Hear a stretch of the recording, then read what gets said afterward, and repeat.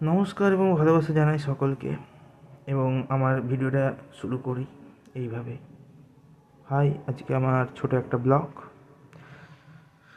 জানি না আমার সাউন্ড কোয়ালিটি কেমন। নর্মাল মোবাইল থেকে আমি বলছি, কোনো মাইক সেট আপ কিছুই নেই, কারণ আমি এখন স্টুডেন্ট লাইফ। বাবার টাকায় ইয়াসি বলে যেগুলো, বা বাবার ইয়ে টাকাতে নিজের শখ পূরণ করা, সেটা আমার নেই বললেই চলে। বাবা জোর করে আমাকে পুজোতে জামা কাপড় কিনতে বলে, বাবার জন্যই কিনি। বাবা বলে, খুব জেদ করে তাই। মা চলে যাওয়া প্রায় 2 বছর পেরিয়ে 3 বছর হতে চললো। তো একটা যে কথা বলতে এসেছিলাম, আমার বন্ধুরা বলেছিল যে জিম করলে আমার দেখতে ভালো লাগে, গাল মোটা আছে, থতনি পাতলা হলে আর সুন্দর লাগে।